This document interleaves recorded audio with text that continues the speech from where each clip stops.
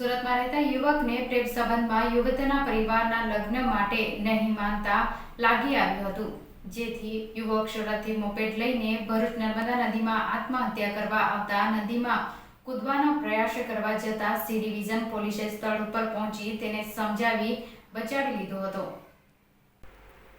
સુરતના પર્વત પાટિયા વિસ્તારમાં એક 26 વર્ષીય યુવક રહે છે। તેને છેલ્લા 3 વર્ષથી એક યુવતી સાથે પ્રેમ સંબંધ છે। આ યુવક તે યુવતી સાથે જ લગ્ન કરવા માંગતો હતો, પરંતુ યુવતીના માતા પિતા તેની સાથે લગ્ન કરવાની ના પાડતા યુવકને લાગી આવ્યું હતું, જેથી તેણે આત્મહત્યા કરવાનો વિચાર તેની એક્ટિવા મોટરસાયકલ સુરતથી લઈ ભરૂચ નર્મદા નદીમાં આત્મહત્યા કરવા નદીમાં કૂદી જવા માટે આવ્યો હતો। આ અંગે ભરૂચ કંટ્રોલ તરફ વર્દી સી ડિવિઝન પોલીસને મળી હતી, જેમાં એક યુવક નર્મદા મૈયા બ્રિજ ઉપર નદીમાં કૂદવાનો પ્રયાસ કરી રહ્યો છે। આ વર્દી મળતા જ C division surveillance head constable રાકેશજી લક્ષ્મણજી તથા પોલીસ કોન્સ્ટેબલ પિન્ટુ અમૃતભાઈએ થતાં જ તેઓએ તાત્કાલિક સ્થળ ઉપર પહોંચી ગયા હતા।